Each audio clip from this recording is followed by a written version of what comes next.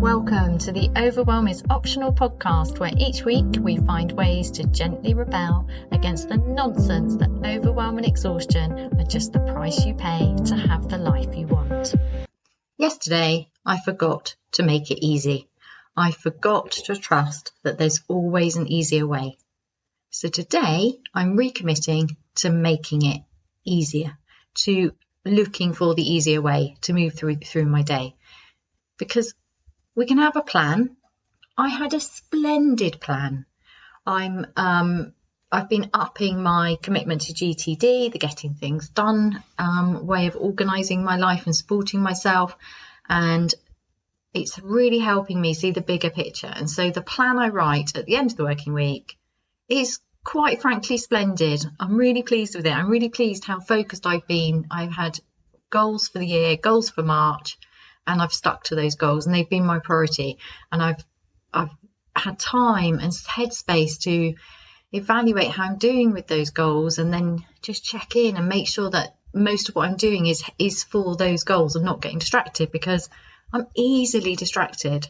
I get, just because I get excited and passionate about things, I'm not easily distracted in a hopeless focused way. I'm just easily distracted in and I could do this and I could do that way. I'm very, very good once I've decided, once I've gone all in, I'm very, very good at focusing and seeing something through. But I have to rein in the passion, rein in the excitement about life. Can you relate to this?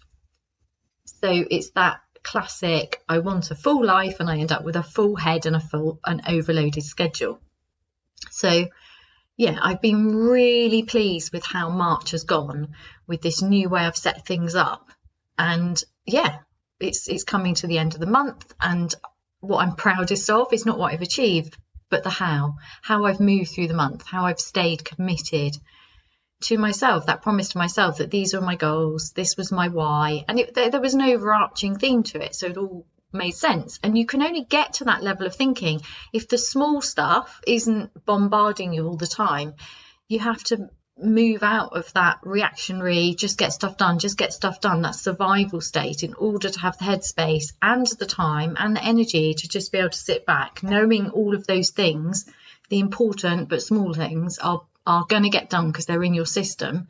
You have to have, it has to be set up for you, and it has to be based on your values, and then you have to be able to trust it so that the brain can let go and just not keep thinking about it, not holding on to things. If something's doing an earworm loop, it's because it's not safe, so your mind's going to keep rehearsing because it's looking after you, but it destroys our lives, doesn't it?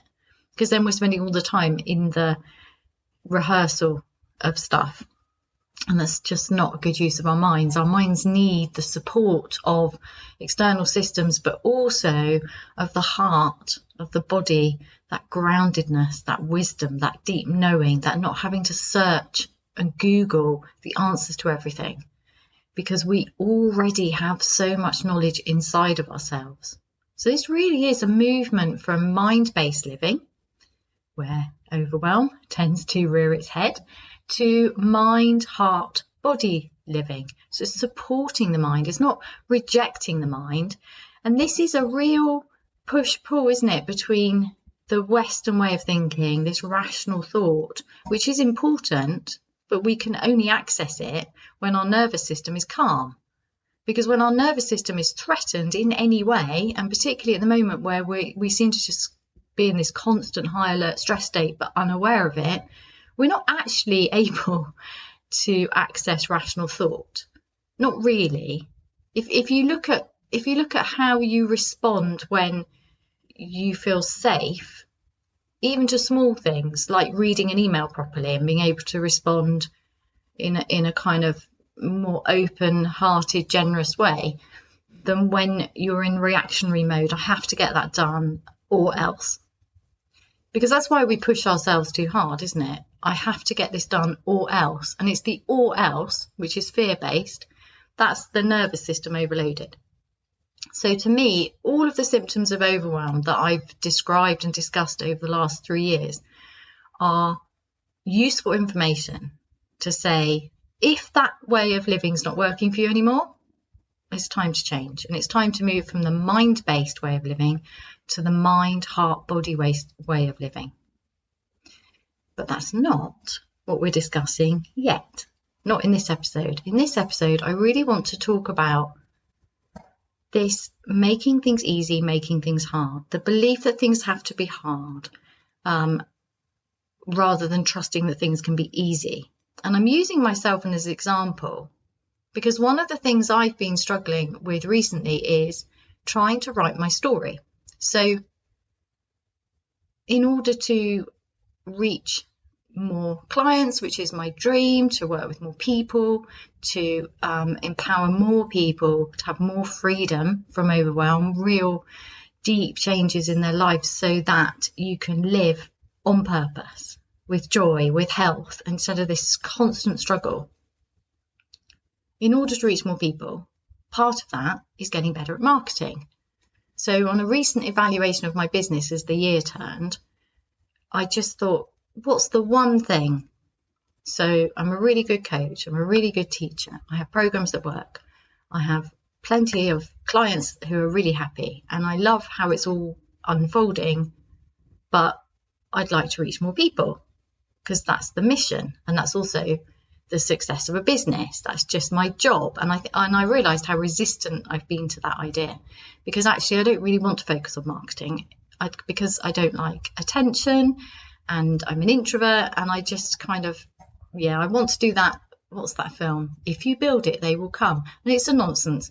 We do have to weigh in on the conversation, and that takes courage and confidence.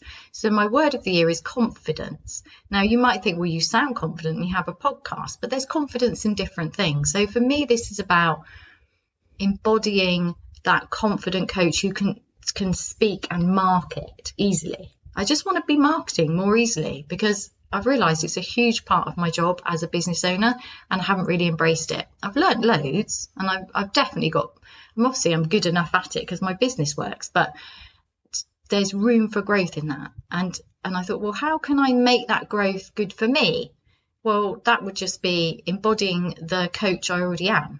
So this comes back to turning personal growth on its head and starting from that beautiful premise that I start all my work from and work with all my clients from. We are already perfect. There's nothing wrong with us. And the growth is the letting go of the stuff that's squishing us, the stuff that's holding us back, the beliefs we're not good enough, the beliefs we have to justify our existence, the beliefs we have to make things hard, the belief that life is a struggle, the belief that we need to be better in order to deserve or reach our next current desires that are on our current desire radar. This constant self-bashing is just not good for us. It's not good for anyone, because if we're judging ourselves harshly, you bet we're judging everyone else harshly. And this judgment and lack of love and kindness and compassion for each other, it's not great. It's not much fun, is it? But it starts with us. So I've really been looking at that principle of the world as a useful mirror, which is a whole nother episode. So I'm having one of those ideas days. So I've just got 20 blogs and podcast episodes just landed in me this morning, and I wrote them out in bed, and now they're all trying to sneak into this episode, and I just want to keep it around this idea of making things easy. So if we turn personal growth from growing into, up-leveling into this better version of ourselves in order to have this next level life, if we turn that on its head and say, you're already that, but to live how you want to live, you're going to have to let go of the idea there's something wrong with you. And that is the Zen thing. Now, how we do this matters. So we can go at it like the bull at a gate. Now, I just want to clarify, I'm not like a Zen Buddhist. I don't attend a dojo. I'm not part of anything particular. I keep in contact with and know what's going on within Zen ways, who I did some studying with. But for me, I had a couple of years that were quite intense, and then it just wasn't for me to take that any further in a structured way.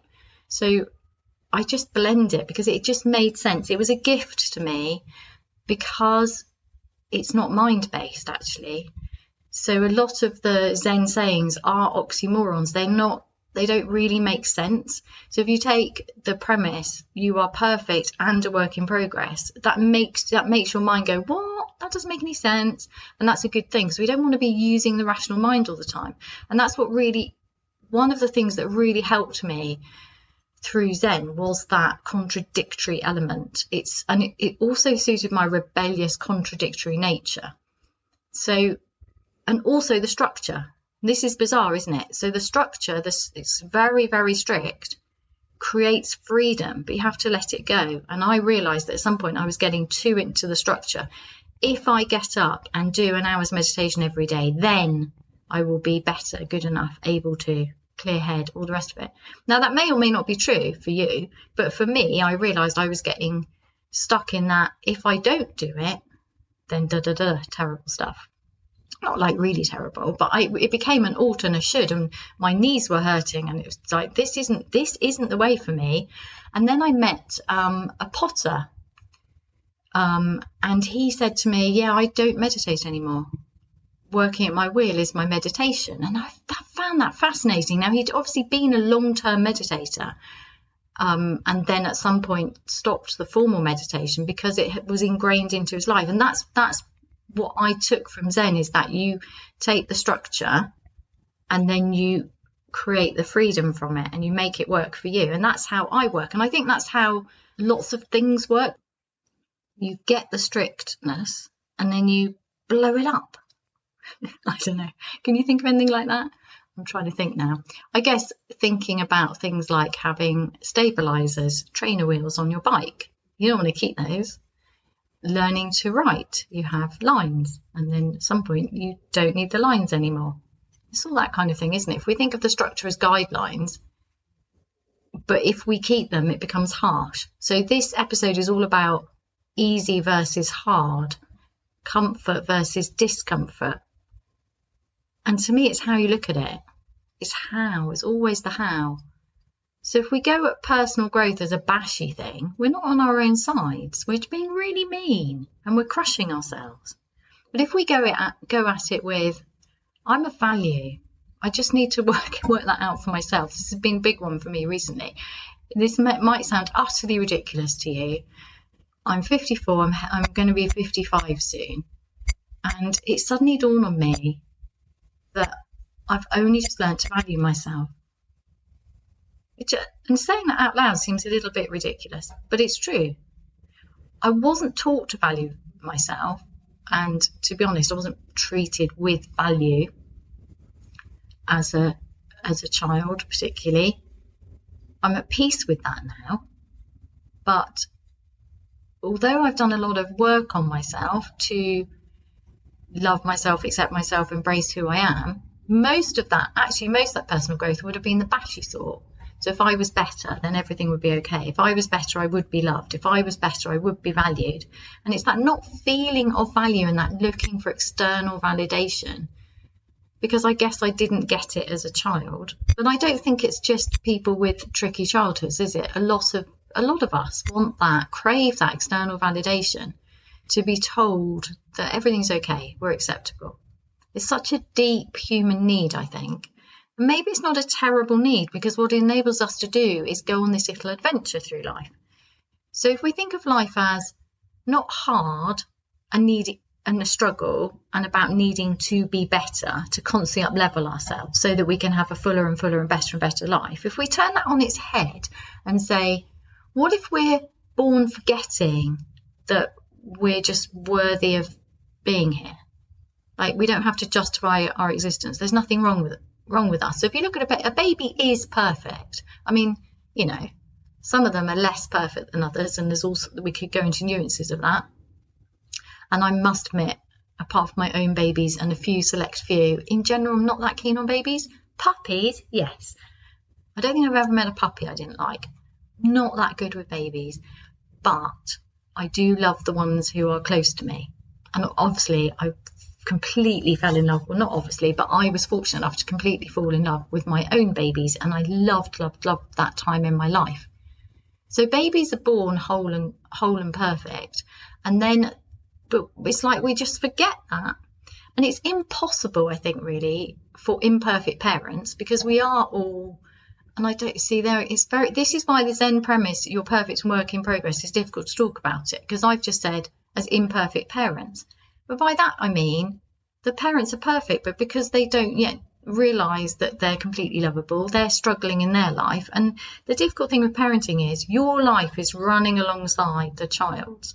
You can't put it on hold and suddenly become this perfect being who never gets angry, who doesn't have any stuff to work through of their own. It's not possible. Life is messy.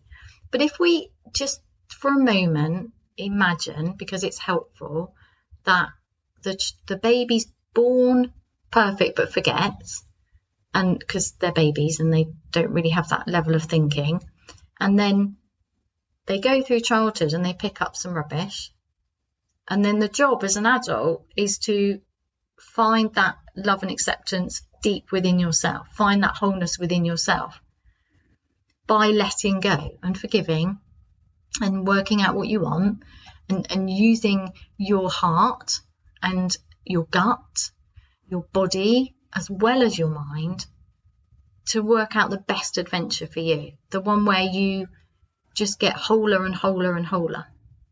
So instead of trying to be better, up leveling constantly, we're just letting go of stuff that's squishing us in order to occupy our fullness, in order to live wholeheartedly. Now, wholeheartedly takes courage, huge amounts of courage. Courage being in the heart. Why? I don't know. It just does, doesn't it? Think about it. It takes courage to live wholeheartedly, to love, to just love wholeheartedly and risk being hurt. To say, I have this dream and I want to make it happen, and risk people laughing at it, and risk your own self-doubt. I actually think most of the pressure is internal, because the world, we don't see the world as it is, we see the world as we are. Apologies, I can't remember who said that. I love that phrase. I've been working with that a lot recently. And so we're looking at the world through a filter. And if we feel judged, that's actually because we're judging ourselves. And that could be, that's been a hard lesson for me to learn, because then it feels like, but those people who treated me badly shouldn't have done. No, they shouldn't have done. But how I reacted to it and how much I focused on it, that's the bit I can control. I can't control other people's behaviour, but I can either back away. Yes, I don't want to hang out with those people anymore, and get better boundaries. And that's how we learn boundaries. That's how we learn to love ourselves, isn't it? You get hurt. You don't learn this stuff through everything being hunky-dory. We learn to love ourselves through our challenges and through daring to live with more courage. So everybody I work with doesn't just want to get their life back. Everybody I work with wants more than that. Now, people are at different stages. So some people just want their life back, it would seem. But then once they get their life back, once they reclaim it from overwhelm, once they learn to use the tools from moving from mind-based to mind, heart, body-based, they then do actually expand into more. And then there are other people who come openly declaring, I can't cope with this and I want more, which is very much like myself. I don't want to quit because this isn't enough anyway. So what's going on? This isn't the life I intended to live. I wanted this and more. Why can't I handle this? This isn't right. And it's everybody else's fault. It's the systems, it's those people. And when this thing changes externally, then I'll be able to claim this life I've worked so hard for. But that didn't work for me. Did it work for you? Is it working for you? It's much easier to make it an inside job. Because first of all, that's the only power you actually have. And secondly, it is an inside job because we have filters, and that's how we're processing the information from external sources like other people, comparing ourselves to others, assuming, making assumptions. We have to make assumptions. It's ridiculous to judge ourselves for making assumptions. We have to make assumptions. Our brain and our mind just can't do all of that work every time. We have to start from a baseline. We can't go into every situation completely open-minded without making any assumptions. You can't do that. It's too cognitively demanding. It's not the way the brain has evolved. We have to be able to make quick decisions, and they are judgment-based. And yes, that can get us into trouble. It doesn't mean you have to express the judgment. You can be aware of that cognitive shortcut. You can be aware of it, and you can let some of it go when it's appropriate, but with healthy boundaries. So looking through the world through your filter, you need to know what the filter is to let go of it, so that you can have the thing that currently feels impossible. And usually the filter is an assumption, that person's judging me, or that person has it easier, that person's better than me in some way.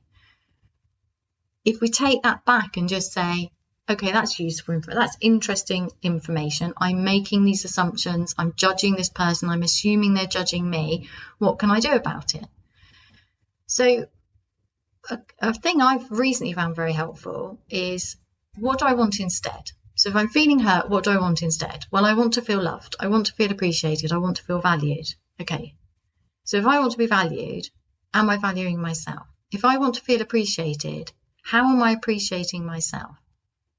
If I want to feel at ease, is there a way in which I'm making myself feel uneasy? It's quicker, it's more powerful. It feels weird and scary to start with, but this stuff works. Because each time we identify another piece of rubbish, nonsense, but with love and gratitude, because these pieces of nonsense are just the old way of doing things, and you've achieved loads using those ways. There was nothing wrong with them then. You can't, well, I guess you could leapfrog from baby to Zen monk. I mean, people do in different cultures, but you don't live in that culture, and that's not who you are, because I don't think you'd be listening to my podcast, because you probably wouldn't be very overwhelmed if you were a Zen monk, and if you just leapt from baby to Zen child to Zen monk meditator, all calm. Anyway, that's not as adventurous, is it? That's not as adventurous as being born into a emotionally storming home in the West, and picking up loads of nonsense about how you're not good enough, and then going out into the world and trying to do your best and striving and pushing and working hard and learning that even if you work really hard, it's just not, it doesn't work for you. That's a good thing to know. It's a really painful thing to know. And I'm not actually laughing, but I'm slightly laughing, because we are a bit ridiculous, aren't we? We go out there expecting life to be hard, and we're told it's hard, and we work really hard, and we're told if we work really hard that things will be better, and then they're not. So what do? We keep doing the same thing over and over again. We push ourselves hard, we berate ourselves, we try to be better, me included, and this is what happened to me yesterday, because we think it's hard, that life has to be hard.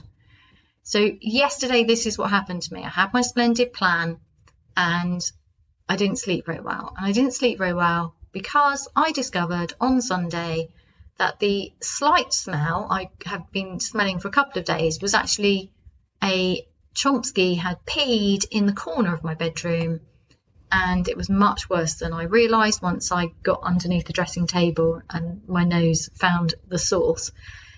Oh, so, I mean, he's an old cat, and, stuff happens, but I made the error of seeing in a shop a carpet cleaner that was supposed to neutralise odours. And I never buy things like that because I'm very sensitive, but it promised it was neutral and non-toxic. And I was desperate because this male cat pee, oh my goodness, terrible. Now, usually I'd use bicarbonate of soda, white vinegar, but this time I thought, oh, make it easy. This, other people buy stuff like this. Just stop making homemade remedies and just try it. Oh my goodness. I still can't get rid of the smell of the stuff. The cat pee smell's gone to be replaced by actually something which to me smells even worse and is toxic, because I lost a lot of sleep. I was kind of tossing and turning, partly because I also decided to try and cover up the smell of the terrible chemical by burning some incense, which changed my bedroom from smelling like an old people's home to a hippie old people's home. And then during the night, I mean, I'm very sensitive to smell. And during the night, I got headache, my sinuses blocked up. It was just rubbish. I just didn't sleep very well.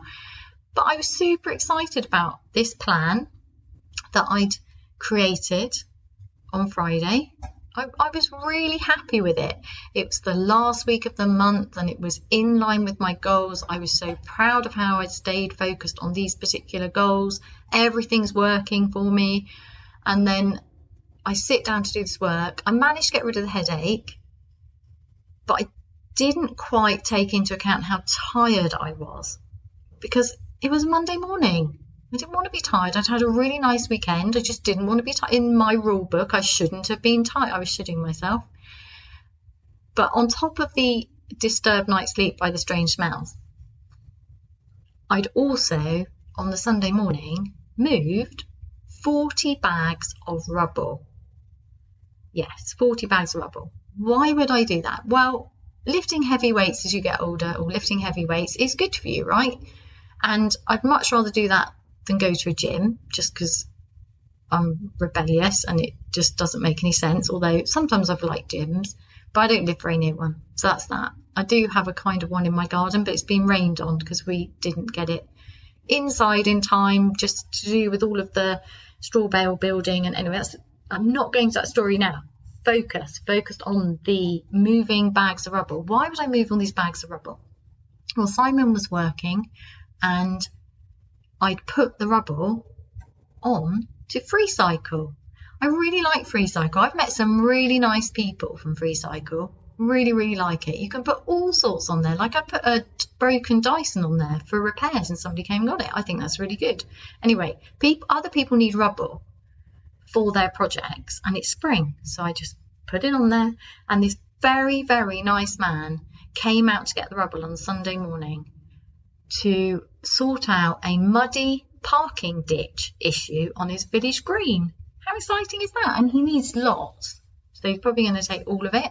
Now, I can't leave the gate open because I have animals and I don't want to have to. I don't really like all of that. Can you come at this time? No, because I find that I don't know about you, but if I have an appointment in a day and I'm waiting for somebody, it disturbs my day. If somebody's coming around the house between this, I don't know, I just don't like it. I want to make things as easy as possible. So I was making it easy. We've done this before. We just leave it on the driveway and people can get it in their own time. It's much more relaxing, hey? Not that I wouldn't be quite happy to sit down and have a cup of tea with this guy. Really interesting guy. Really liked him. But in the working week, I just want to get on with my life. And Simon said, you don't need to move them all now. So what did I do? I moved them all then. Why?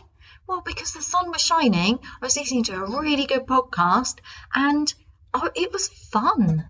Honestly, I really enjoyed it. I really like that kind of hard physical work and just clearing junk is just something really, really nice. And there are all these really cool worms, which are a sign of healthy soil, which are underneath the rubble bags. And then moving the rubble bags means I can empty my hot food composter, which has been stuck there for a couple of years. Honestly, I was super in the zone.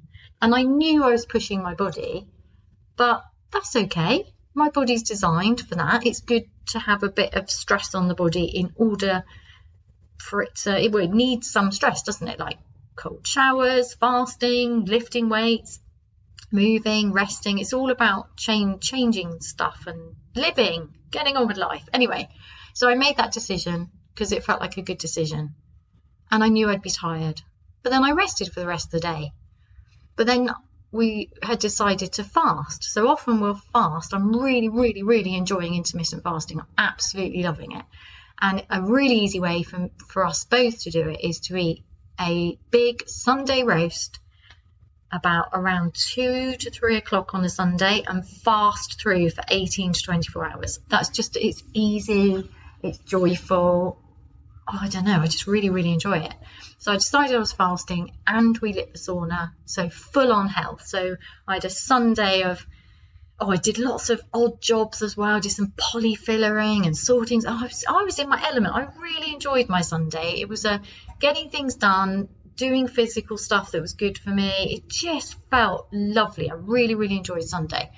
So that means, apart from obviously cleaning the carpet several times, that wasn't the fun bit, but I thought I dealt with it. No. So then I lose sleep over the carpet smell.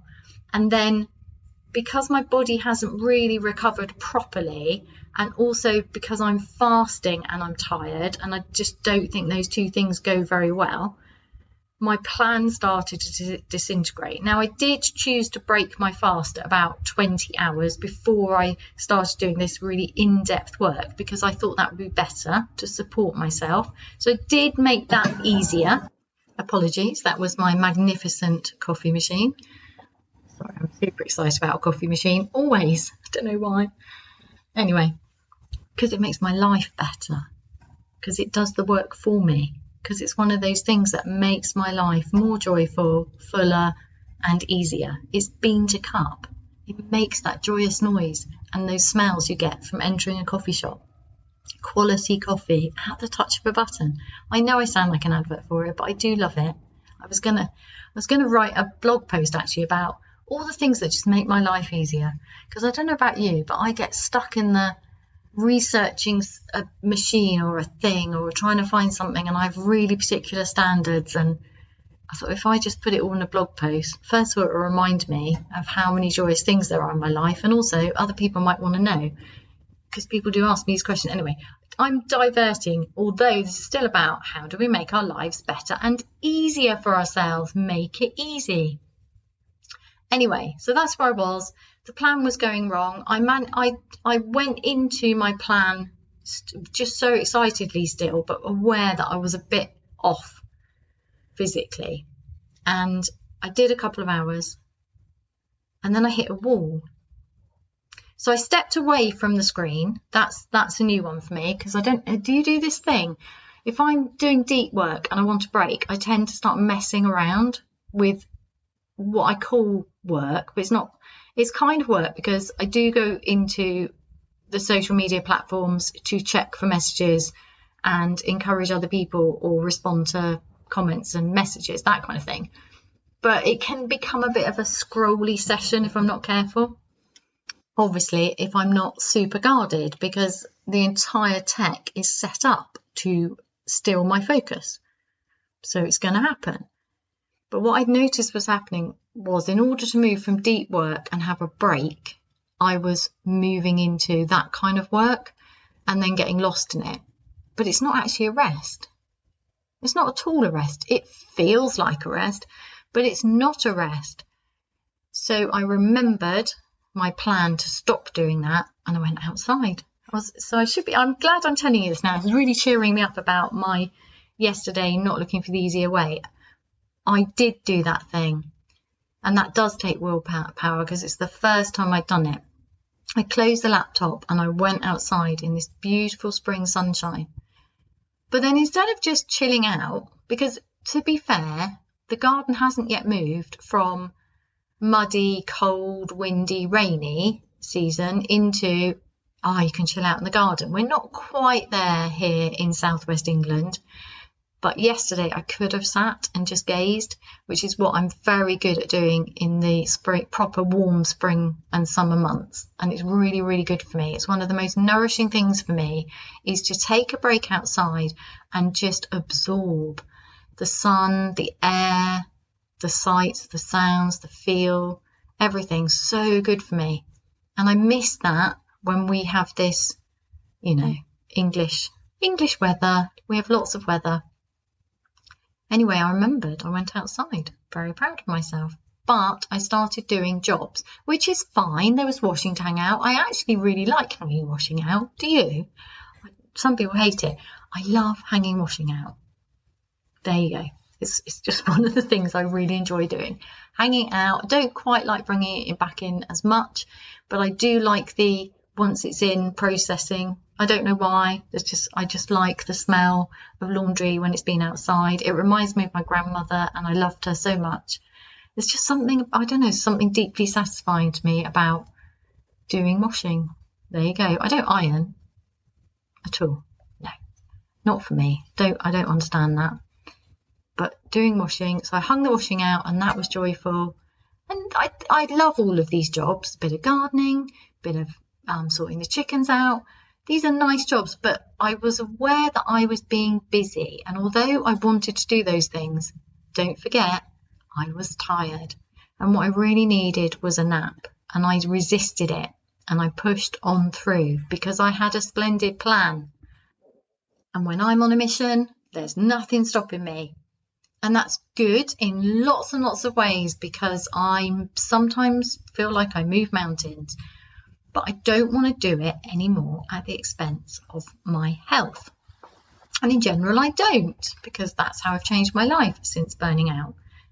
But yesterday, I did push on through because I was annoyed. I was annoyed about the whole carpet thing. So I, had to do another clean of the carpet, which I must have done about 6 times. I'm going to do another one later today because I'm determined to get rid of now the smell of the stuff I put there. Never, ever do that again, Heidi. I know that was an error. Thank you for telling me. Anyway, that's what happened to me yesterday. And then I went outside after lunch and I was in that funk. Do you get in that funk where I had this plan, it's all gone wrong, I'm a failure, I'm rubbish. I don't actually say I'm a failure. That sounds a bit melodramatic. I never say that to myself. But the rubbish going on my mind was suggesting of being a bit of a weed. It was hinting at failure.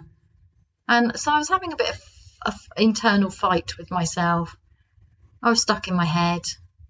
I wasn't really present to being outside. So then I was judging myself to not being present outside because it was so beautiful.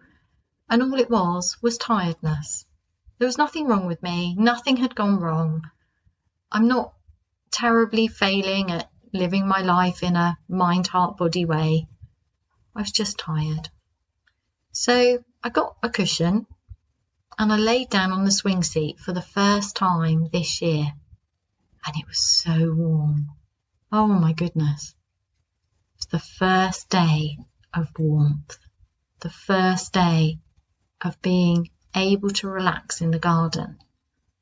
And even though I only had one cushion, because I discovered that the proper cushions, the cushions that I can prop up and have a proper snooze on my swing seat, are somewhere buried in the shepherd's hut beneath the Christmas decorations. And that's another long story, which I won't go into yet. I did manage to get comfortable enough to take my attention into my body and to notice how delicious it felt to rest. How nice it was to be in the sun, and the way my body feels so good when the sun seeps into my bones. Oh, so good.